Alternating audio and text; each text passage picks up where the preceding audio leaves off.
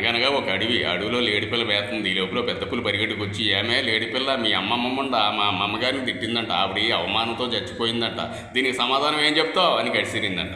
అయిపోయి పెద్ద పులి తల్లి ఏంటి ఇలాగ అంటుందని అడవిలో పారిపోయి అడవి కుక్కల్ని గుంటనక్కల్ని తోడేళ్ళని పోగు చేసుకుంటే నాకు న్యాయం చేయండి అని తగ్గు పెట్టుకుందంట లేడిపిల్ల. ఈ తగ్గులోకి వెళ్ళిన తోడేళ్ళు, ఏమే లేడిపిల్ల మీ అమ్మమ్మ మొండ పెద్ద పులి అమ్మమ్మగారిని తిట్టిందంట, ఆవిడ అవమానంతో చచ్చిపోయిందంట. ఆ పెద్ద పులిసలు అడుగుతుంది, ఏటి నీ సమాధానం అన్నాయట. ఇదేంటిది, మా అమ్మాయి నాకు తెలదు, మా అమ్మమ్మ గురించి నాకేం తెలుసు, నేను తగ్గు పెట్టుకున్నాను, ఇలా తగ్గు తీరుతున్నారేటి అని ఏడ్చిందంట. ఆ పెద్ద పుల్లి తల్లి అమాయకమైన ముఖం చూస్తుంటే మా అందరికీ జాలేసుకొచ్చేస్తుంది.